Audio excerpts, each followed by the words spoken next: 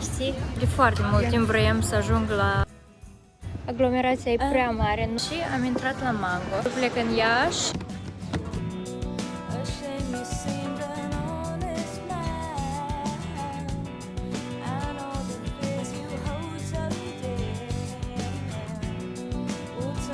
Eu, de fapt, de foarte mult timp vroiam să ajung la Iarmaroc?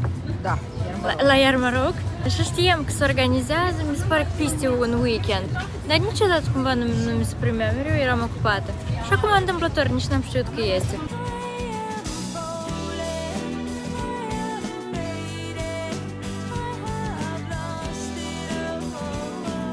Iarmarocul continuu, este pe partea cealaltă, dar noi totuși am venit pentru ziua vinului. Noi am venit cu poftă de frigărui făcut fresh, dar e imposibil, da? Imposibil! Am uitat acasă să vă arăt outfit-ul meu.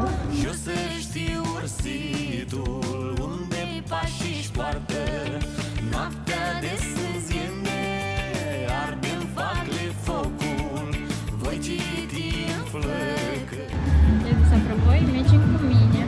Noi nu am stat mai mult de 20 de minute, dintre care 10 minute am făcut eu poze. Aglomerația e prea mare, nu ai niciunde să te miști, nu ai unde să mergi. Nu mai spun să ți iei ceva de mâncare și să te așezi să mănânci, pentru că pur și simplu nu sunt locuri. Am venit la mall pentru că suntem în căutarea unui cadou și am intrat la Mango să mă mai uit. Așa prind încă din sezonul trecut, e foarte actual și mi-au plăcut și acești balerini foarte mult. Eu sunt foarte obsedat acum de acest design cu gulerul ridicat și aș vrea foarte mult un paltonaș care să aibă nume așa guler. Iată, chiar și acesta vine la fel cu guleroșul ridicat.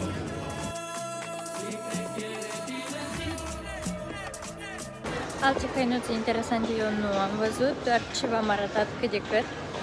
Am vrut să măsor, am vrut să mă mai uit, poate mi-ar mai plăcea ceva, poate să măsor, dar e imposibil, din nou, pentru că sunt foarte mulți oameni. Dar eu nu mă întristez, pentru că eu știu.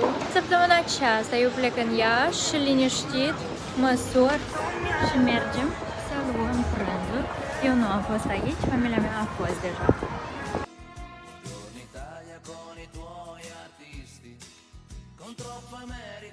Foarte frumos, dar că noi suntem la terasă pentru că aici nu se permite cu cățelușul înăuntru. Ne-am făcut comanda și din partea casei ne-au servit vin pentru că e ziua vinului.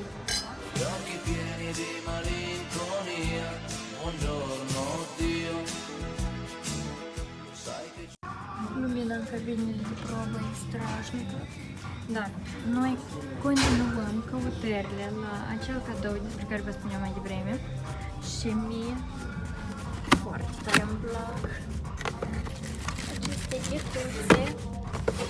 Ele sunt pentru bărbați acestea, dar chiar și pentru femei. Mie mi se pare că ele arată foarte stylish.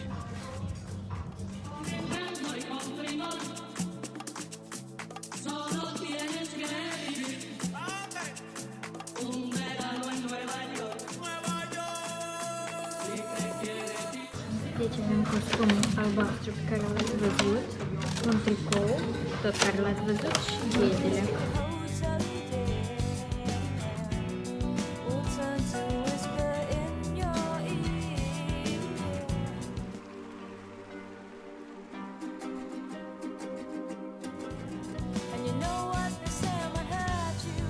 Nu v-am arătat ce mi-am luat de la Iarmaroc. Iată așa o lumânare care mi-au împachetat-o foarte drăguț. Eu de fapt am mai avut lumânări, dar într-atât de frumos, miroase și atât de tare. Aceasta e lumânarea, acesta e doar un suport și a costat 20 de lei. Noi vă mulțumim foarte mult că ați fost cu noi până la final și am fi foarte recunoscători dacă ne-ați scrie o părere, ce v-a plăcut, ce nu v-a plăcut, ca să știm ce am putea îmbunătăți pentru vlogurile următoare. Noapte bună!